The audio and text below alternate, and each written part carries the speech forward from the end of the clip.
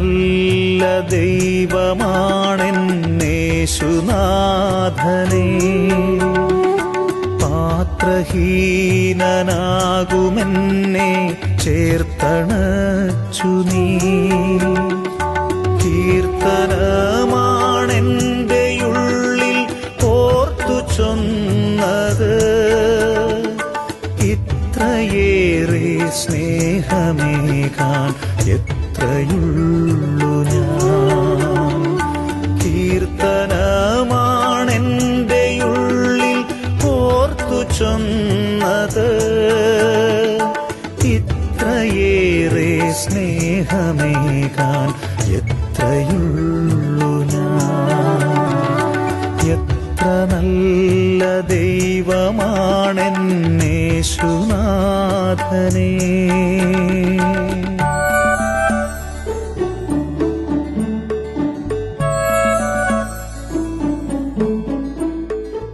എന്നെ കേൾക്കുന്ന എല്ലാ പ്രേക്ഷകർക്കും കർത്താവായ യേശു ക്രിസ്തുവിൻ്റെ നാമത്തിൽ ഞാൻ വന്ദനം പറയുകയാകുന്നു. എൻ്റെ പേര് MP അലക്സാണ്ടർ എന്നാണ്. ഞങ്ങൾ കുടുംബമായിട്ട് കർണാടകയിലുള്ള ചിത്രദുർഗ എന്ന സ്ഥലത്ത് താമസിച്ചുകൊണ്ട് യേശുവിനെ പറ്റി അറിയാത്തവർക്ക് വേണ്ടി അനേക ഗ്രാമങ്ങളിൽ പോയി സുവിശേഷം പറയുകയും യേശുവിനെ പറ്റി അറിയാത്തവരെ കർത്താവിലേക്ക് നയിക്കുകയും ചെയ്യുവാനായിട്ട് ദൈവം അടിയങ്ങളെ ഉപയോഗിച്ചു കൊണ്ടിരിക്കുന്നു. ഇവിടെ ദൈവത്തിൻ്റെ കൃപയാൽ അടിയങ്ങൾക്ക് ഇവിടെ ഒരു സഭ ഉണ്ട്. സഭയിൽ അനേകർ ഹിന്ദുക്കൾ ആയിട്ടുള്ളവർ തന്നെ സ്നാനമെടുത്തുകൊണ്ട് സഭയിൽ വന്ന് സത്യദൈവത്തെ ആരാധിക്കുന്നുണ്ട്. അതിൽ വളരെ സന്തോഷമുള്ളവരായിരിക്കുന്നു. ഞങ്ങളുടെ ഈ കർണാടകത്തിലുള്ള വേലയ്ക്ക് വേണ്ടി നിങ്ങൾ പ്രാർത്ഥിക്കണം. ഈ കർണാടകയിൽ ചില ചാനലുകളിൽ കൂടെ ഞങ്ങൾ സുവിശേഷം എത്താത്തിടത്ത് സുവിശേഷം എത്തിക്കുവാനായിട്ട് വേണ്ടി അടിയങ്ങൾ പരിശ്രമിച്ചുകൊണ്ടിരിക്കുന്നു. അനേകരുടെ ഫോൺ കോളുകളും അവർക്ക് വേണ്ടി പ്രാർത്ഥിക്കുവാനായിട്ടുള്ള അപേക്ഷകൾ വരുന്നുണ്ട്. ഞങ്ങൾ പ്രാർത്ഥിക്കുന്നുണ്ട്. അവർക്ക് സൗഖ്യം ദൈവം കൊടുക്കുന്നുമുണ്ട്. അനേകർ ഈ പ്രോഗ്രാം മുഖാന്തരം രക്ഷയുടെ അനുഭവത്തിലേക്ക് വരുവാനായിട്ട് കർത്താവ് ഇടയാക്കിയതിനായിട്ട് ഞാൻ ദൈവത്തെ സ്തുതിക്കുന്നു. ഇന്നത്തെ ദൈവത്തിൻ്റെ വചനത്തിനായിട്ട് യോഹന്നാൻ്റെ സുവിശേഷം 10-ാം അധ്യായം 7 മുതലുള്ള ചില വാക്യങ്ങൾ നമുക്ക് വായിക്കാം. യേശു പിന്നെയും അവരോട് പറഞ്ഞത്, ആമേൻ ആമേൻ ഞാൻ നിങ്ങളോട് പറയുന്നു, ആടുകളുടെ വാതിൽ ഞാനാകുന്നു. എനിക്ക് മുമ്പേ വന്നവരൊക്കെയും കള്ളന്മാരും കവർച്ചക്കാരും അത്രേ. ആടുകളോ അവരുടെ വാക്ക് കേട്ടില്ല. ഞാൻ വാതിലാകുന്നു. എന്നിലൂടെ കടക്കുന്നവൻ രക്ഷപ്പെടും. അവൻ അകത്ത് വരികയും പുറത്തു പോവുകയും മേച്ചിൽ കണ്ടെത്തുകയും ചെയ്യും. മോഷ്ടിപ്പാനും അറപ്പാനും മുടിപ്പാനും അല്ലാതെ കള്ളൻ വരുന്നില്ല. അവർക്ക് ജീവൻ ഉണ്ടാകുവാനും സമൃദ്ധിയായിട്ട് ഉണ്ടാകുവാനും അത്രേ ഞാൻ വന്നിരിക്കുന്നത്. ഞാൻ നല്ല ഇടയനാകുന്നു. നല്ല ഇടയൻ ആളുകൾക്ക് വേണ്ടി തൻ്റെ ജീവനെ കൊടുക്കുന്നു. ദൈവനാമത്തിന് മഹത്വമുണ്ടാകട്ടെ. ഇവിടെ 7-ാം വാക്യത്തിൽ നമ്മൾ വായിക്കുമ്പോൾ ആടുകളുടെ വാതിൽ ഞാനാകുന്നു എന്ന് കർത്താവായ യേശു ക്രിസ്തു പറയുന്നു. പിന്നെ 9-ാം വാക്യത്തിലും പറയുന്നു, ഞാൻ വാതിലാകുന്നു, എന്നിലൂടെ കടക്കുന്നവൻ രക്ഷപ്പെടും എന്ന് ഈ വാക്യത്തിൽ നമുക്ക് കാണുവാനായിട്ട്. ഇവിടെ ഒരു വാതിലിൻ്റെ കാര്യം നമ്മളിവിടെ വായിക്കുന്നുണ്ട്. ഈ വാതിലിനെപ്പറ്റി നമ്മൾ വായിക്കുമ്പോൾ നെഹമ്യാവിൻ്റെ പുസ്തകത്തിലോട്ട് വരുമ്പോൾ യെരുശലേമിന് ചുറ്റും വാതിലുകളുണ്ടായിരുന്നു, മതിലുണ്ടായിരുന്നു, മതിലിന് വാതിലുകളുണ്ടായിരുന്നു. 12 വാതിൽ യെരുശലേമിൻ്റെ മതിലുകൾക്ക് ഉണ്ടായിരുന്നു എന്ന് സത്യവേദത്തിൽ നമുക്ക് മനസ്സിലാക്കുവാനായിട്ട് സാധിക്കും. ഇതിൻ്റെ അകത്ത് ചില വാതിലുകളെ വിഷയമായിട്ട് ഞാൻ സംസാരിക്കുവാനായിട്ട് ആഗ്രഹിക്കുന്നു. അതിൽ ഒരു വാതിലിനെ പറ്റി ഞാൻ സംസാരിക്കുകയാകുന്നു. അത് ഒരു വാതിലിൻ്റെ കാര്യം പറയുകയാണെങ്കിൽ 3-ാം അധ്യായം 14-ാം വാക്യത്തിൽ ആ വാതിലിനെ പറ്റി പറയുന്നു. ആ വാതിലിൻ്റെ പേര് കുപ്പവാതിൽ എന്നാകുന്നു. കുപ്പവാതിൽ. ഈ കുപ്പവാതിലിനെ പറ്റി നമ്മൾ പഠിക്കുമ്പോൾ ഈ വാതിൽ എന്തിനു ഉപയോഗിക്കുന്നു എന്ന് ചോദിച്ചാൽ യെരുശലേമിൽ ഉള്ള എല്ലാ മാലിന്യങ്ങളെയും പുറത്തു കൊണ്ടുപോകാനായിട്ട് ഉപയോഗിക്കുന്ന ഒരു വാതിലാണ് ഈ കുപ്പവാതിൽ എന്ന് പറയുന്നത്. ഈ വാതിലിൽ കൂടെയാകുന്നു യെരുശലേമിലുള്ള എല്ലാ മാലിന്യങ്ങളും പുറത്തു കൊണ്ടുപോയി വെളിയിലേക്ക് കളയുന്ന ഒരു വാതിലാണ് ഈ കുപ്പവാതിൽ എന്ന് പറയുന്നത്. ഈ കുപ്പവാതിൽ ഇതിനെപ്പറ്റി നമ്മൾ പഠിക്കുമ്പോൾ നമ്മളെ തന്നെ നമ്മൾ പഠിക്കുകയാണെങ്കിൽ 1 കൊരിന്ത്യർ 3-ാം അധ്യായം 16-ാം വാക്യത്തിൽ വായിക്കുമ്പോൾ 1 കൊരിന്ത്യർ 3-ാം അധ്യായം 16-ാം വാക്യത്തിൽ നമ്മൾ വായിക്കുമ്പോൾ അതിൽ പറയുന്നു, നിങ്ങൾ ദൈവത്തിൻ്റെ മന്ദിരമെന്നും ദൈവത്തിൻ്റെ ആത്മാവ് നിങ്ങളിൽ വസിക്കുന്നുവെന്നും അറിയുന്നില്ലയോ? ദൈവത്തിൻ്റെ മന്ദിരം വസിക്കുന്നവനെ ദൈവം നശിപ്പിക്കും. ദൈവത്തിൻ്റെ മന്ദിരം വിശുദ്ധമല്ലോ. നിങ്ങൾ ദൈവത്തിൻ്റെ മന്ദിരമാകുന്നു. അപ്പോൾ നമ്മൾ ഓരോരുത്തരും ദൈവത്തിൻ്റെ മന്ദിരമാണ്. അന്നേരം ഈ മന്ദിരത്തിൽ ഉള്ള എല്ലാ മാലിന്യങ്ങളെയും നമ്മൾ പുറത്തു കൊണ്ടുവന്നാൽ മാത്രമേ നമ്മൾ ദൈവമക്കളാകുവാനായിട്ട് സാധിക്കത്തുള്ളൂ. അതിനെപ്പറ്റി ഒരു ചെറിയ ഉദാഹരണം, നടന്ന ഒരു ചെറിയൊരു കഥ പറയാനായിട്ട് ഞാൻ ആഗ്രഹിക്കുകയാകുന്നു. ഒരു സ്ഥലത്ത് ഒരു നദി ഒഴുകിക്കൊണ്ടിരിക്കുകയാണ്. മഴ വന്നിട്ട് വളരെ വേഗത്തിൽ ഈ നദി ഒഴുകുകയാണ്. ഈ നദി ഒഴുകുമ്പോൾ ആൾക്കാർ നദിയുടെ കരയ്ക്ക് നിന്നുകൊണ്ട് കുറേ യൗവനക്കാരിങ്ങനെ നോക്കുകയാണ്. ഈ യൗവനക്കാർ നോക്കുമ്പോൾ ആ നദിയിൽ കൂടി ഒരു കമ്പിളി കെട്ട് ഇങ്ങനെ ഒഴുകി പോകുന്നതായിട്ട് ഈ യൗവനക്കാർ 3-4 പേര് കണ്ടു. നല്ല ഒന്നാന്തരം ഒരു കമ്പിളിക്കെട്ട്, കറുത്തിട്ട് നല്ല ഒരു കമ്പിളിയാണെന്ന് ഇവർക്ക് തോന്നി. ഇവരെന്ത് ചെയ്തെന്നറിയാമോ? അവർ പറഞ്ഞു, ഈ കമ്പിളി നല്ലതാണ്, നമ്മുടെ വീട്ടിൽ കമ്പിളി ഇല്ലല്ലോ എന്ന് വിചാരിച്ചുകൊണ്ട് ഇവർ ആ നദി നീന്തി പോയി ആ കമ്പിളി എടുക്കുവാനായിട്ട് പോയി. അതിൻ്റെ അകത്ത് ഒരാൾ പോയി, ഞാൻ ആ കമ്പിളി എടുത്തുകൊണ്ട് വരട്ടെ എന്ന് പറഞ്ഞുകൊണ്ട് ഒരാൾ നദിയിലേക്ക് പോയി. നദിയിൽ നീന്തിപ്പോയി ആ കമ്പിളിയെ പോയി പിടിച്ചു. കമ്പിളിയെ പിടിച്ചു കഴിഞ്ഞപ്പോൾ ആ കമ്പിളി തിരിച്ചു കൊണ്ടുപോകാനായിട്ട് ശ്രമിക്കുന്നതായ സമയത്ത് ഈ കമ്പിളി എന്ത് ചെയ്തെന്നറിയാമോ? കമ്പിളി ഇവനെ കയറി കെട്ടിപ്പിടിച്ചു. എന്നാലും ഇവൻ എന്ത് ചെയ്താൽ വരുന്നില്ല. ആ കരയ്ക്ക് നിൽക്കുന്നവർ പറയുകയാണ്, എടാ വേഗം വാ, ഇച്ചിരിയോടെ അങ്ങോട്ട് വെള്ളം ഒഴുകി കഴിഞ്ഞാൽ വലിയൊരു ഫോൾസ് ഉണ്ട്, വെള്ളച്ചാട്ടമുണ്ട്. ആ വെള്ളച്ചാട്ടത്തിൽ ചാടി നശിച്ചു പോകും, മരിച്ചു പോകും. അതുകൊണ്ട് അവർ പറഞ്ഞു, വേഗം നീ കരയ്ക്കോട്ട് കയറി പാടാന്ന് പറഞ്ഞപ്പോൾ ഇവൻ പറയുന്നു, എനിക്ക് വന്നാൽ കൊള്ളാമെന്ന് ആഗ്രഹമുണ്ട്, പക്ഷേ ഈ കമ്പിളിക്കെട്ട് എന്നെ വിടുന്നില്ല, ഈ കമ്പിളിക്കെട്ട് എന്നെ കയറി ബലമായിട്ട് പിടിച്ചിരിക്കുകയാകുന്നതെന്ന് ഇവൻ അവിടെ നിന്നുകൊണ്ട് വിളിച്ചു പറഞ്ഞു. അത് വാസ്തവത്തിലൊരു കമ്പിളിക്കെട്ടല്ലായിരുന്നു, അത് ഒരു കരടിയായിരുന്നു. ദൈവനാമത്തിന് മഹത്വം ഉണ്ടാകട്ടെ. ഇന്നത്തെ കാലത്ത് അനേകർ ഈ ഒരു പാപത്തിൻ്റെ അടിമത്തത്തിൽ പെട്ടുകിടക്കുന്നതായിട്ടുള്ള ഒരു അവസ്ഥ നമുക്ക് കാണുവാനായിട്ട് സാധിക്കും. അനേകർ പിടിപ്പെട്ട് കിടക്കുകയാണ്. എന്തു പ്രയാസപ്പെട്ടാലും അതിൽ നിന്ന് വിടുവിക്കുവാനായിട്ട് സാധിക്കാത്ത ഒരു അവസ്ഥയാണ്. അനേകർ കുടി പഠിച്ചു കഴിഞ്ഞാൽ ആ കുടിയിൽ നിന്ന് വിടുതൽ പ്രാപിക്കാനായിട്ട് അവർക്ക് സാധിക്കുന്നില്ല. സിഗരറ്റ് വലിക്കുന്നതിൽ നിന്നും വിടുതൽ പ്രാപിക്കാനായിട്ട് സാധിക്കുന്നില്ല. എല്ലാത്തിനും ഒരു അടിമയായി തീരുവാണ്. അതിൽ നിന്ന് വിടുതൽ പ്രാപിക്കാനായിട്ട് അവർ എത്ര ശ്രമിച്ചിട്ടും ഇവരെ കൊണ്ട് സാധിക്കാത്ത ഒരു അവസ്ഥയാണ്. അപ്പോൾ ഈ പാപത്തിൽ നിന്നുള്ള വിടുതൽ പ്രാപിക്കുവാനായിട്ട് എന്തു ചെയ്യണം എന്നുള്ളതാണ്. എന്തൊക്കെയാണ് ഈ പാപം? ഈ പാപത്തെപ്പറ്റി നമ്മൾ പഠിക്കുകയാണെങ്കിൽ ഗലാത്യർ എഴുതിയ ലേഖനം 5-ാം അധ്യായം 19-ാം വാക്യത്തിൽ നമ്മൾ വായിക്കുമ്പോൾ ഗലാത്യർ 5:19, ജഡത്തിൻ്റെ പ്രവൃത്തികളോ ദുർനടപ്പ്, അശുദ്ധി, ദുഷ്കാമം, വിഗ്രഹാരാധന, ആഭിചാരം, പക, പിണക്കം, ജാരശങ്ക, ക്രോധം, ശാഠ്യം, ദ്വന്ദ്വപക്ഷം, ഭിന്നത, അസൂയ, മദ്യപാനം, വെറുക്കൂത്ത് മുതലായവ എന്ന് വെളിവാകുന്നു. ഇതെല്ലാം പാപങ്ങളാണ്. ഈ പാപങ്ങളെല്ലാം ഇത് ജഡത്തിൻ്റെ പ്രവൃത്തിയാണ്.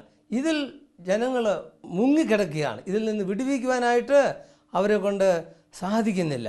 അന്നേരം നമ്മൾ ഈ വാതിലുകളെപ്പറ്റി പഠിക്കുമ്പോൾ ആദ്യത്തെ വാതിൽ എന്തുവാന്ന് നമ്മൾ വായിച്ചു കഴിഞ്ഞല്ലോ. ആദ്യത്തെ വാതിൽ കുപ്പവാതിൽ. ഈ കെട്ട സ്വഭാവങ്ങളെയെല്ലാം നമ്മളിൽ നിന്ന് വെളിയിൽ എറിഞ്ഞു കളയുന്ന ഒരു വാതിലാണ് ഈ കുപ്പവാതിൽ എന്ന് പറയുന്നത്. യെരുശലേമിന് ദൈവത്തെ ആരാധിക്കുന്ന സ്ഥലമാണ്. ഈ ദൈവത്തെ നമ്മൾ കൂടെ ദൈവത്തിൻ്റെ ആലയമാണ്. നമ്മൾ ദൈവത്തെ ആരാധിക്കുന്നവരാണ്. ദൈവത്തിൻ്റെ ആത്മാവ് നമ്മളിൽ വസിക്കുന്നവരാണ്. എന്നാലും നമ്മുടെ ഉള്ളിലുള്ള ഈ പ്രവൃത്തികൾ, ഈ കെട്ട പ്രവൃത്തികൾ, ഈ പാപങ്ങൾ നമ്മുടെ ഉള്ളിൽ നിന്നും വലിച്ച് വെളിയിൽ കളയേണ്ടത് ഏറ്റവും ആവശ്യമായിട്ടുള്ള ഒരു സംഗതിയാണ്. ഈ പാപ ജീവിതത്തിൽ നമ്മൾ അങ്ങ് അടിമയായി തീർന്നിരിക്കുകയാണ്. ഇതിൽ നിന്ന് വിടുതൽ പ്രാപിപ്പാനായിട്ട് വളരെ പ്രയാസമുള്ള ഒരു സംഗതിയായിട്ട് തീർന്നിരിക്കുകയാണ്. ദൈവനാമത്തിന് മഹത്വം ഉണ്ടാണ്ട്. ഈ പാപജീവിതത്തിൽ നമ്മൾ വെളിയിൽ വന്നേ ഒക്കത്തുള്ളൂ. ഇതിൽ അടിമകളായി തീർന്നു കഴിഞ്ഞാൽ നമ്മുടെ നാശമാണ് അടുത്തതായിട്ട് വരുന്നത്. വലിയൊരു വെള്ളച്ചാട്ടത്തിലോട്ട് ചാടി അതിൽ വീണ് നശിച്ചു പോകുന്നതായിട്ടുള്ള ഒരു അവസ്ഥ നമുക്ക് വരുന്നതായിട്ടുണ്ട്. അതുകൊണ്ട് കഴിയുന്നത്രയും വേഗം ഈ പാപങ്ങളിൽ നമ്മൾ വിടുതൽ പ്രാപിച്ച് ഈ കുപ്പ വാതിലിൽ വഴിയായി എല്ലാം നമ്മുടെ നമ്മളിലുള്ള എല്ലാ പാപങ്ങളെയും മാലിന്യങ്ങളെയും നമ്മൾ വെളിയിൽ കളയേണ്ടത് ഏറ്റവും അത്യാവശ്യമായിട്ടുള്ള ഒരു കാര്യമാണ്. ദൈവനാമത്തിന് മഹത്വം ഉണ്ടാകട്ടെ. ഈ പാപങ്ങൾ നമ്മൾ വെളിയിൽ കളയേണ്ടത് വളരെ ആവശ്യമായിട്ടുള്ള സംഗതിയാണ്. അടുത്തതായിട്ട് നമ്മൾ വായിക്കുമ്പോൾ ഇനിയൊരു വാതിലിനെ പറ്റി നമ്മളിവിടെ വായിക്കുന്നുണ്ട്. ആ വാതിൽ 3-ാം അധ്യായം 1-ാം വാക്യത്തിൽ, നെഹമ്യാവിൻ്റെ പുസ്തകം 3-ാം അധ്യായം 1-ാം വാക്യത്തിൽ നമ്മൾ വായിക്കുന്നു. ആ വാതിലിൻ്റെ പേര് ആട്ടിൻ വാതിൽ എന്നാണ്. ഈ വാതിലിൻ്റെ പേര് ആട്ടിൻ വാതിൽ എന്നാണ്. ദൈവനാമത്തിന് മഹത്വം ഉണ്ടാകട്ടെ. ഈ ആട്ടിൻ വാതിൽ എന്ന് പറഞ്ഞാൽ യെരുശലേമിൻ്റെ മതിൽ ഉള്ള ഒരു വാതിലാണ് ഈ ആട്ടിൻ വാതിൽ. ഈ ആട്ടിൻ വാതിൽ എന്തിനു വേണ്ടി ഉപയോഗിക്കുന്നു? ഈ ആട്ടിൻ വാതിൽ ഉപയോഗിക്കുന്നത് എന്തിനാണെന്ന് ചോദിച്ചാൽ, ആടുകളെ ഈ ആട്ടിൻ വാതിലിൽ കൂടെ അകത്തോട്ട് കൊണ്ടുപോയി യാഗമർപ്പിക്കുവാനായിട്ട് കൊണ്ടുപോകുന്ന ഒരു വാതിലാണ് ഈ ആട്ടിൻ വാതിൽ എന്ന് പറയുന്നത്. ഈ ആടുകളെ യാഗമർപ്പിക്കുവാനായിട്ട് കൊണ്ടുപോകുന്ന ഒരു വാതിലാണ് ഈ ആട്ടിൻ വാതിൽ. ഈ ആട്ടിൻ വാതിൽ വേറെ ആരുമല്ല. നമ്മളിപ്പോൾ യോഹന്നാൻ്റെ സുവിശേഷം 10-ാം അധ്യായത്തിൽ വായിച്ചു. യേശു പറയുന്നു, ഞാൻ വാതിലാകുന്നു, എന്നിലൂടെ കടക്കുന്നവൻ രക്ഷ പ്രാപിക്കുമെന്ന് പറയുന്നു. അപ്പോൾ ഈ വാതിൽ വേറെ ആരുമല്ല, കർത്താവായ യേശു ക്രിസ്തു തന്നെയാണ് ഈ വാതിൽ. ആടുകളെ, അതായത് നമ്മൾ വായിക്കുമ്പോൾ ലോകത്തിൻ്റെ പാപത്തെ ചുമക്കുന്ന ദൈവത്തിൻ്റെ കുഞ്ഞാട്, ലോകത്തിൻ്റെ പാപത്തെ ചുമക്കുന്ന ദൈവത്തിൻ്റെ കുഞ്ഞാടാണ് കർത്താവായ യേശു ക്രിസ്തു. ലോകത്തിലുള്ള എല്ലാ മനുഷ്യർക്ക് വേണ്ടി, മനുഷ്യരുടെ പാപങ്ങൾക്ക് വേണ്ടി, മനുഷ്യരുടെ രക്ഷയ്ക്ക് വേണ്ടി താൻ കാൽവറി കുരിശിൽ യാഗമായി അർപ്പിച്ചു എന്ന് നമുക്ക് കാണുവാനായിട്ട് സാധിക്കും. ആ യേശുവിൻ്റെ രക്തത്താൽ നമുക്ക് ഓരോരുത്തർക്കും വിടുതലുണ്ട്. ആ യേശുവിൻ്റെ രക്തത്താൽ നമ്മുടെ പാപങ്ങളെ നമ്മുടെ പാപങ്ങളെ ക്ഷമിച്ചു തരും. യേശുവിൻ്റെ രക്തത്താൽ നമ്മളെ കഴുകപ്പെടും. യേശു കാൽവറി ക്രൂശിൽ മരിച്ചത് മൂലം പിശാചിൻ്റെ തല തകർക്കപ്പെട്ടു. അതുതന്നെയല്ല, നമ്മുടെ ജീവിതത്തിലുള്ള എല്ലാ പാപങ്ങളും ശാപങ്ങളും രോഗങ്ങളും താൻ കാൽവറി ക്രൂശിൽ യേശു വഹിച്ച് നമുക്ക് യേശു വിടുതൽ തന്നിരിക്കുന്നതിനായിട്ട് കർത്താവ് ദൈവത്തിന് നാം സ്തോത്രം ചെയ്യുകയാണ്. ദൈവനാമത്തിന് മഹത്വം ഉണ്ടാകട്ടെ. യേശു നമുക്ക് വിടുതൽ തന്നിരിക്കുന്നു. ആ യേശു നമുക്ക് വിടുതൽ തരുവാൻ വേണ്ടി കർത്താവായ യേശു ക്രിസ്തു കാൽവറി ക്രൂശിൽ തൻ്റെ ജീവനെ നമുക്ക് വേണ്ടി അർപ്പിച്ചു, തൻ്റെ പ്രാണനെ നമുക്ക് വേണ്ടി തന്നു, നമുക്ക് വേണ്ടി യജ്ഞമായി, നമുക്ക് വേണ്ടി താൻ പ്രാണത്യാഗം നൽകി എന്ന് നമുക്ക് ഈ വാക്യത്തിൽ നമുക്ക് കാണുവാനായിട്ട് സാധിക്കും. യേശു നമ്മളെ വിടിവിച്ചു, യേശു നമുക്ക് രക്ഷ തന്നു. ആ വാതിൽ വേറെ ഒന്നുമല്ല, കർത്താവായ യേശു ക്രിസ്തു തന്നെയാകുന്നു ആ വാതിൽ. ദൈവനാമത്തിന് മഹത്വം ഉണ്ടാകട്ടെ. ഈ യേശുവിൽ കൂടി മാത്രമേ ഉള്ളൂ രക്ഷ.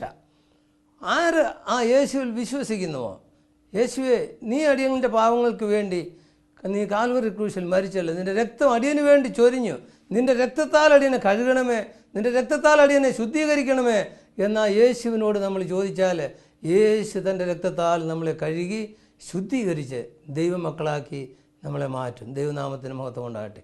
ഇതിനെക്കാട്ടിൽ വലിയൊരു സന്തോഷവും സമാധാനവും സൗഭാഗ്യവും നമുക്ക് വേറെയില്ല.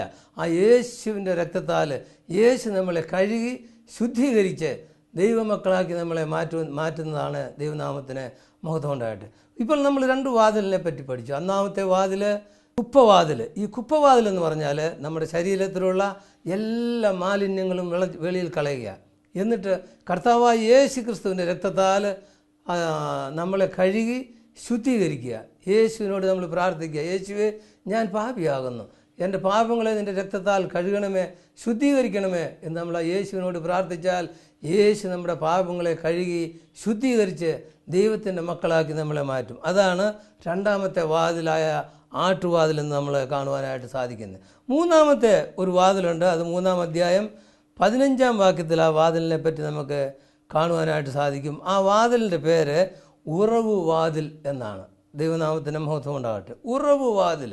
ഈ ഉറവ് വാതിലിനെ പറ്റി നമ്മൾ പഠിക്കുമ്പോൾ യോഹന്നാന്റെ സുവിശേഷം 7-ാം അധ്യായം 37-ാം വാക്യത്തിൽ അതിനെപ്പറ്റി നമുക്ക് കാണുവാനായിട്ട് സാധിക്കും. യോഹന്നാന്റെ സുവിശേഷം 7-ാം അധ്യായം 37-ാം വാക്യത്തിൽ അതിനെപ്പറ്റി നമുക്ക് കാണുവാനായിട്ട്, ഉത്സവത്തിൻ്റെ മഹാദിനമായ ഒടുക്കത്തെ നാളിൽ യേശു നിന്നുകൊണ്ട് ദാഹിക്കുന്നവനെല്ലാം എൻ്റെ അടുക്കൽ വന്ന് കുടിക്കട്ടെ, എന്നിൽ വിശ്വസിക്കുന്നതിൻ്റെ ഉള്ളിൽ നിന്ന് തിരുവെഴുത്ത് പറയുന്നത് പോലെ ജീവജലത്തിൻ്റെ നദികൾ ഒഴുകുമെന്ന് വിളിച്ചു പറഞ്ഞു. അവൻ ഇത് തന്നിൽ വിശ്വസിക്കുന്നവർക്ക് ലഭിക്കാനുള്ള ആത്മാവിനെ കുറിച്ചാകുന്നു പറഞ്ഞു. ഇത് പരിശുദ്ധാത്മാവിനെ പറ്റിയാണ് പറയുന്നത്. ആദ്യമായിട്ട് നമ്മുടെ പാപങ്ങൾ നമ്മളിലുള്ള എല്ലാ പാപങ്ങളും നമ്മൾ ഉപേക്ഷിച്ച് കളയണം. യേശുവിൻ്റെ രക്തത്താൽ നമ്മളെ കഴുകണം. യേശുദ കാൽവരി ക്രൂശിൽ മരിച്ചത് മൂലം നമ്മുടെ പാപങ്ങളിൽ നിന്നും ശാപങ്ങളിൽ നിന്നും രോഗങ്ങളിൽ നിന്നും യേശു നമുക്ക് വിടുതൽ തന്നു. മൂന്നാമതായിട്ട് നമുക്ക് ഇത് ഉള്ള വാതിലാണ് ഈ ഉറവ് വാതിൽ എന്ന് പറയുന്നത്. ഉറവ് വാതിൽ വേറെ ഒന്നുമല്ല, ഇത് പരിശുദ്ധാത്മാവിനെ പറ്റി പറയുന്നതാണ് ഈ ഉറവ് വാതിൽ. ദൈവനാമത്തിന് മഹത്വം ഉണ്ടാകട്ടെ. നമ്മൾ പരിശുദ്ധാത്മാവിനാൽ നമ്മൾ നിറയേണ്ടത് ഏറ്റവും ആവശ്യമായിട്ടുള്ള ഒരു സംഗതിയാണ് അഭിഷേകം. ആത്മാവിനാലുള്ള അഭിഷേകം, പരിശുദ്ധാത്മാവിൻ്റെ അഭിഷേകം. നമ്മൾ ലൂക്കോസിൻ്റെ സുവിശേഷം 4-ാം അധ്യായം 17-ാം വാക്യത്തിൽ നമ്മൾ വായിക്കുന്നു, കർത്താവായ യേശു ക്രിസ്തു പറയുകയാണ്, ദരിദ്രന്മാർക്ക് സുവിശേഷം അറിയിക്കുവാൻ ദൈവം എന്നെ അഭിഷേകം ചെയ്തിരിക്കുന്നു. അപ്പോൾ ദരിദ്രരോട് സുവിശേഷം അറിയിക്കുവാൻ ദൈവം എന്നെ അഭിഷേകം ചെയ്തിരിക്കുന്നു. അന്നേരം അഭിഷേകം എന്തിനാണ്? റോമർക്ക് എഴുതിയ ലേഖനം 8-ാം അധ്യായത്തിൽ നമ്മൾ വായിക്കുമ്പോൾ അതിൻ്റെ അകത്ത് പറയുന്നത്, ക്രിസ്തുവിൻ്റെ ആത്മാവില്ലാത്തവൻ എനിക്കുള്ളവനല്ല എന്ന്. അന്നേരം ക്രിസ്തുവിൻ്റെ ആത്മാവ് ഉണ്ടെങ്കിൽ യേശുവിനായിട്ട് ചേർത്തുള്ളൂ, ഇല്ല സ്വർഗത്തിലേക്ക് പോകുവാനായിട്ട് നമുക്ക് സാധിക്കത്തുള്ളൂ എന്നുള്ളതാണ് അനേകരും ധരിച്ചു വച്ചിരിക്കുന്നത്. അത് വളരെ നല്ലതാണ്. ക്രിസ്തുവിൻ്റെ ആത്മാവ് നമ്മളിൽ വേണം. നമ്മൾ നിത്യജീവനിലേക്ക് കടക്കണം, പരലോകത്തിലേക്ക് നമുക്ക് പോകേണ്ടത് ആവശ്യമാണ്. പക്ഷേ ഇതിനേക്കാട്ടിൽ മുഖ്യമായിട്ടുള്ള ഒരു വിഷയമാണ് പരിശുദ്ധാത്മാവ് നമുക്ക് എന്തിനു വേണ്ടി തരുന്നു. പരിശുദ്ധാത്മാവ് നമുക്ക് തരുന്നത് ദരിദ്രരോട് സുവിശേഷം അറിയിക്കുവാനാണ്. അന്നേരം ദരിദ്രരോട് സുവിശേഷം അറിയിക്കുന്നത് നമ്മളിലുള്ള പരിശുദ്ധാത്മാവിൻ്റെ പ്രവൃത്തി മൂലമാണ്. ആത്മാവ് നമ്മളിൽ വരുമ്പോൾ നമുക്ക് വെറുതെ ഇരിക്കാനായിട്ട് സാധിക്കത്തില്ല. മറ്റുള്ളവരോട് യേശുവിനെ പറ്റി പറയുക, മറ്റുള്ളവർ കർത്താവിൻ്റെ സന്നിധിയിലേക്ക് മറ്റുള്ളവരെ കൂട്ടിക്കൊണ്ടുവരിക, അതാണ് അവരാദ്യമായിട്ട് ചെയ്യേണ്ടത്. വെറുതെ ഹല്ലേലൂയ സ്തോത്രവും പറഞ്ഞുകൊണ്ടിരുന്നാൽ മാത്രം പോരാ. നമ്മൾ ചെയ്യേണ്ടത് മറ്റുള്ളവരോട് സുവിശേഷം പറഞ്ഞ് എല്ലാവരെയും കർത്താവിൻ്റെ സന്നിധിയിലേക്ക് കൊണ്ടുവരുന്നതാണ് യഥാർത്ഥ പരിശുദ്ധാത്മാവിൻ്റെ പ്രവൃത്തി. ദൈവനാമത്തിന് മഹത്വം ഉണ്ടാകട്ടെ. നമ്മൾ പഴയ നിയമത്തിൽ നമ്മൾ നോക്കുമ്പോൾ ദാവീദിനെ ശമൂവേൽ തൈലം കൊണ്ട് തലയിൽ ഒഴിച്ച് അഭിഷേകം ചെയ്തു എന്ന് നമ്മൾ കാണുന്നു. ആ അഭിഷേകം ചെയ്തു കഴിഞ്ഞപ്പോൾ അവനിൽ വലിയൊരു വ്യത്യാസം ഉണ്ടായതായിട്ട് നമുക്ക് കാണുന്നുണ്ട്. അനേകരന്ന് ദേശത്ത് യെരുശലേമിൽ അനേകരുണ്ടായിരുന്നു. പക്ഷേ ശൗല് നിന്ന് ദൈവത്തിൻ്റെ ആത്മാവ് വിട്ടുപോയപ്പോൾ അവനിൽ ദുരാത്മാവ് അവനിൽ പ്രവേശിച്ചു, അവനിൽ പിശാച് കയറി. അപ്പോൾ അവനിൻ്റെ പിശാച് വിടുവിക്കാനായിട്ട് ആരെ കൊണ്ടും സാധിച്ചില്ല. ഒടുവിൽ ശൗലിൻ്റെ പിശാചിനെ വിടുവിക്കുവാനായിട്ട് അഭിഷേകമുള്ള ദാവീദിനെ വിളിച്ചുകൊണ്ട് വന്നു. അപ്പോൾ ദാവീദ് കിന്നരം വായിച്ചിട്ട് ഈ ശൗലിൻ്റെ പിശാചിനെ വിടുവിച്ചെന്ന് നമുക്ക് കാണുവാനായിട്ട് സാധിക്കും. അപ്പോൾ പരിശുദ്ധാത്മാവിൻ്റെ അഭിഷേകം നമ്മളിൽ ഉണ്ടെങ്കിൽ നമ്മൾ രോഗികൾക്ക് വേണ്ടി പ്രാർത്ഥിച്ചാൽ രോഗികൾ സൗഖ്യമാകും. പിശാചിന് വിട്ടുപോകുമെന്ന് പറഞ്ഞ് നമ്മൾ പ്രാർത്ഥിച്ചാൽ പിശാച് വിട്ടുപോകും. ദൈവനാമത്തിൻ്റെ മഹത്വം ഉണ്ടാകട്ടെ. അപ്പോൾ അഭിഷേകം ഉള്ളവരിൽ ഒരു പ്രത്യേകമായിട്ടുള്ള ശക്തിയുണ്ട്. അപ്പോസ്തലപ്രവൃത്തികൾ 1-8-ാം അധ്യായത്തിൽ പറയുന്നത്, ആ ശക്തി ലഭിച്ചു കഴിയുമ്പോൾ നിങ്ങൾക്ക് വെറുതെ ഇരിക്കാൻ സാധിക്കത്തില്ല. യെരുശലേമിലും ഭൂലോകത്തിൻ്റെ എല്ലായിടത്തും പോയി സുവിശേഷം അറിയിക്കുവാനാണ് പറയുന്നത്. അപ്പോൾ അഭിഷേകം നമ്മളിൽ വന്നു കഴിഞ്ഞാൽ നമുക്ക് വെറുതെ ഇരിക്കുവാനായിട്ട് സാധിക്കത്തേയില്ല. ദൈവനാമത്തിന് മഹത്വമുണ്ട്. ഒരു ചെറിയ ഉദാഹരണം പറഞ്ഞുകൊണ്ട് ഞാൻ തുടരുകയാണ്. അതായത് സാധു സുന്ദർ സിംഗ് ഒരു പ്രാവശ്യം ട്രെയിനിൽ യാത്ര ചെയ്തുകൊണ്ടിരിക്കുമ്പോൾ സാധു സിംഗിൻ്റെ മുമ്പിൽ ഒരു സീറ്റിൽ വന്ന് ഒരു മന്ത്രവാദി, ഭയങ്കര താടിയൊക്കെ വെച്ചുകൊണ്ട് ഒരു മന്ത്രവാദി വന്ന് സീറ്റിൽ വന്നിരുന്നു കഴിഞ്ഞപ്പോൾ മന്ത്രവാദിക്ക് വെളിയിലോട്ട് പോകണമായിരുന്നു. അപ്പോൾ മന്ത്രവാദി ഈ ബാഗ് എടുത്ത് ആ സീറ്റിൻ്റെ മേളിൽ വെച്ചിട്ട് മന്ത്രവാദി വെളിയിലോട്ട് പോയി, ബാത്റൂമിൽ അങ്ങോട്ട് പോയി കഴിഞ്ഞപ്പോൾ ഒരു യൗവനക്കാരൻ വന്നിട്ട് മന്ത്രവാദിയുടെ ബാഗ് എടുത്ത് താഴെ വെച്ചിട്ട് ഈ യൗവനക്കാരന് അവിടെ കയറിയിരുന്നു. അപ്പോൾ ആ മന്ത്രവാദി ബാത്റൂമിൽ നിന്ന് തിരിച്ചു വന്നു കഴിഞ്ഞപ്പോൾ തൻ്റെ സീറ്റിൽ ഒരു യൗവനക്കാരൻ കയറിയിരിക്കുന്നു. അവനോട് ഇറങ്ങാൻ പറഞ്ഞിട്ട് അവൻ ഇറങ്ങിയില്ല. ആ മന്ത്രവാദി അവിടുന്ന് അവന് ദേഷ്യം വന്നിട്ട് മന്ത്രവാദി തൻ്റെ ബാഗ് തുറന്നിട്ട് അതിൻ്റെ അകത്തുനിന്നൊരു മന്ത്രത്തിൻ്റെ ഓലയെടുത്ത് അങ്ങോട്ട് വായിച്ചു കഴിഞ്ഞപ്പോൾ വേഗം അങ്ങോട്ട് വായിച്ചു കഴിഞ്ഞപ്പോഴത്തേക്കിന് ആ യൗവനക്കാരൻ്റെ മൂക്കിൽ നിന്നും ചോര ഒലിക്കുന്നതായിട്ട് വന്നു. മൂക്കിൽ നിന്ന് ചോര ഒലിച്ചു കഴിഞ്ഞപ്പോൾ ഇവന് മോഹാത്സ്യപ്പെട്ട് താഴെ മറിഞ്ഞു വീണു കഴിഞ്ഞപ്പോൾ മന്ത്രവാദി അവിടെ ഇരുന്നു. അപ്പോൾ എതിർവശത്ത് സീറ്റിലിരുന്നു കൊണ്ട് സാധു സുന്ദർ സിംഗ് ഇതെല്ലാം നോക്കിക്കൊണ്ടിരിക്കുകയാണ്. അപ്പോൾ സാധു സുന്ദർ സിംഗ് ഈ മന്ത്രവാദിയോട് ചോദിച്ചു, നീ ഈ യൗവനക്കാരനെ വീഴ്ചല്ലോ, ആ ശക്തി കൊണ്ട് എന്നെ ഒന്ന് വീഴിക്കാമോ എന്ന് ആ മന്ത്രവാദിയോട് സാധു സുന്ദർ സിംഗ് ചോദിച്ചു. ഞാനിപ്പം വീഴിക്കാമെന്ന് പറഞ്ഞു.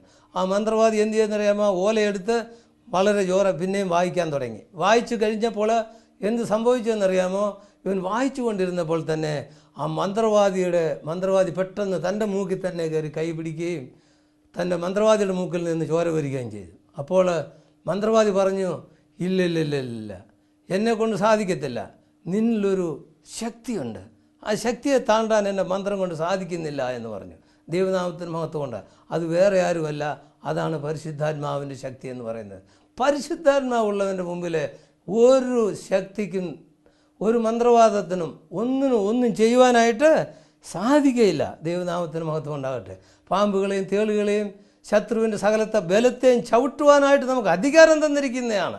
ഈ അധികാരത്തിൻ്റെ മേൽ നിന്നുകൊണ്ട് നമ്മൾ കൽപ്പിച്ചാൽ മതി, എല്ലാ പൈശാചിക ശക്തികളും എല്ലാം മന്ത്രങ്ങളും മാറ്റങ്ങളും എല്ലാം വിട്ടുപോകും യേശുവിൻ്റെ നാമത്തിൽ. അതുകൊണ്ട് നമ്മളിൽ ആ പരിശുദ്ധാത്മാവ് വേണ്ടിയത് എത്രയോ ആവശ്യമായിട്ടുള്ള ഒരു സംഗതിയാണ്. ദൈവനാമത്തിന് മഹത്വം ഉണ്ടാകട്ടെ.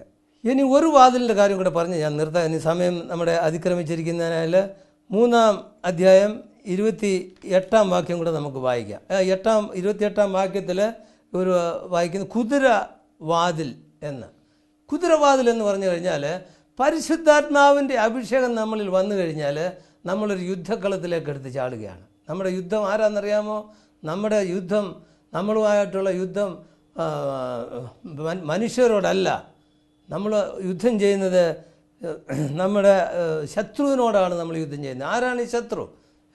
പിശാചുമായിട്ടാണ് നമ്മൾ യുദ്ധം. എഫേസ്യർക്ക് എഴുതിയ 6-ാം അധ്യായത്തിൽ വായിക്കുന്നു, നമുക്ക് പോരാട്ടമുള്ളത് ജഡരക്തങ്ങളോടല്ല, നമുക്ക് പോരാട്ടമുള്ളത് എഫേസ്യ ലേഖനം 6-ാം അധ്യായം നമ്മൾ വായിക്കാം. 6-ാം അധ്യായം വായിക്കുകയാണെങ്കിൽ നമുക്ക് പോരാട്ടമുള്ളത് ജഡരക്തങ്ങളോടല്ല, വാഴ്ചകളോടും അധികാരങ്ങളോടും ഈ അന്ധകാരത്തിൻ്റെ ലോകാധിപതികളോടും സ്വർലോകത്തിലെ ദുഷ്ടാത്മസേനയോടും അത്രേ. ദൈവനാമത്തിന് മഹത്വം ഉണ്ടാകട്ടെ. അതുകൊണ്ട് നമുക്ക് യുദ്ധമുള്ളത് ഈ പൈശാചിക ശക്തികളോടാണ്.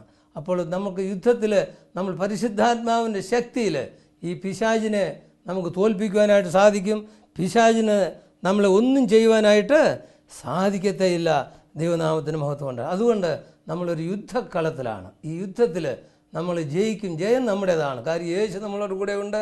പരിശുദ്ധാത്മാവിൻ്റെ ശക്തി നമ്മുടെ മേലുള്ളത് കൊണ്ട് നമ്മൾ യുദ്ധത്തിൽ നമുക്ക് ജയിക്കുവാനായിട്ട് സാധിക്കും. നമ്മളെ ആർക്കും തോൽപ്പിക്കാനായിട്ട് സാധിക്കത്തില്ല. ഇന്നത്തെ വാക്യത്തിൽ നമുക്ക് 2-3 വിഷയങ്ങൾ നമുക്ക് പഠിക്കുവാനായിട്ട് സാധിച്ചു. ഒന്നാമതായിട്ട് നമ്മളിലുള്ള എല്ലാ പാപങ്ങളും കർത്താവായ യേശു ക്രിസ്തുവിനിൽ സമർപ്പിച്ചുകൊണ്ട്, യേശുവെ ഞാൻ പാപി എന്ന് പറഞ്ഞാൽ യേശു തൻ്റെ രക്തത്താൽ നമ്മളെ കഴുകി ശുദ്ധീകരിക്കുന്നതാണ്. രണ്ടാമതായിട്ട് നമ്മൾ നോക്കുമ്പോൾ നമ്മുടെ പരിശുദ്ധാത്മാവിൻ്റെ ശക്തി നമ്മളിൽ ആവശ്യമായിട്ടുള്ളത്, വളരെ ആവശ്യമായിട്ടുള്ള ഒരു സംഗതിയാണ്. ദൈവനാമത്തിന് മഹത്വം ഉണ്ടായിട്ട്. ഇപ്പോൾ സമയം ആയിരിക്കുന്നതുകൊണ്ട് ഞാൻ പ്രാർത്ഥിക്കുവാനായിട്ടായിരിക്കുന്നു. ദൈവനാമത്തിന് മഹത്വം ഉണ്ടാകട്ടെ. സർവശക്തനായ ദൈവമേ, ഈ പ്രക്ഷേപണം കാണുന്ന ഓരോരുത്തർക്ക് വേണ്ടി അടിയൻ പ്രാർത്ഥിക്കുന്നു. നീ വിടുതലിൻ്റെ ദൈവമാകുന്നല്ലോ, നീ സർവശക്തനാകുന്നല്ലോ, നീ എല്ലാ മനുഷ്യർക്ക് വേണ്ടി കാൽവറി ക്രൂശിൽ നിന്റെ രക്തം ചൊരിഞ്ഞവനാകുന്നല്ലോ കർത്താവേ. ആ രക്തത്തിൽ വിടുതലുണ്ടല്ലോ, ആ രക്തത്തിൽ പൈശാചികൻ്റെ ശക്തിയിൽ നിന്നുള്ള വിടുതലുണ്ടല്ലോ, പാപത്തിൽ നിന്നുള്ള വിടുതലുണ്ടല്ലോ, ശാപത്തിൽ നിന്നുള്ള വിടുതലുണ്ടല്ലോ, രോഗത്തിൽ നിന്നുള്ള വിടുതലുണ്ടല്ലോ കർത്താവേ. നീ വിടുതൽ തന്നിരിക്കുന്നതിനാണ് സ്തോത്രം ചെയ്യുന്നു കർത്താവേ. ഇതിൽ എൻ്റെ ഈ പ്രസംഗം കേൾക്കുന്ന ഓരോ വ്യക്തികളെയും കർത്താവേ നിൻ്റെ കരം ചായച്ച് നീ തൊടണമെന്ന് പ്രാർത്ഥിക്കുന്നു. നീ തൊട്ടാൽ സൗഖ്യമാകുന്നല്ലോ കർത്താവേ. ആരെങ്കിലും രോഗികളായിട്ട് ഇതിൽ കേൾക്കുന്നുണ്ടെങ്കിൽ ഈ നിമിഷത്തിൽ അവർക്ക് നീ സ്വസ്ഥത കൊടുക്കണമേ, സൗഖ്യം കൊടുക്കണമേ എന്ന് പ്രാർത്ഥിക്കുന്നു കർത്താവേ. യേശുവേ, നീ അത്ഭുത മന്ത്രിയാകുന്നല്ലോ. നിന്നാൽ അസാധ്യമായതൊന്നുമില്ല കർത്താവേ. നീ രോഗികൾക്ക് വൈദ്യനാകുന്നല്ലോ കർത്താവേ.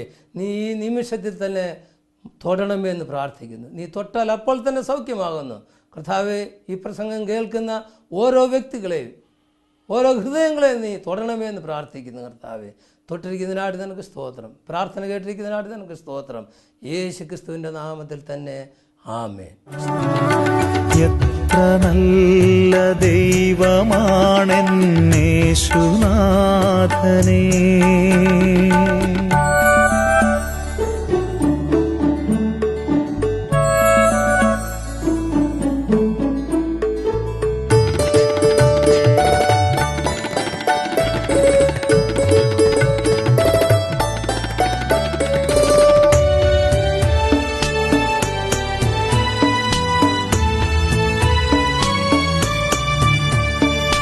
അന്ത്യനാളിൽ അന്തികത്തിൽ ചേർത്തണയ്ക്ക നീ,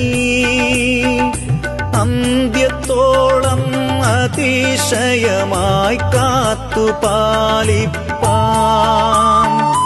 അന്ത്യനാളിൽ അന്തികത്തിൽ ചേർത്തണയ്ക്ക നീ,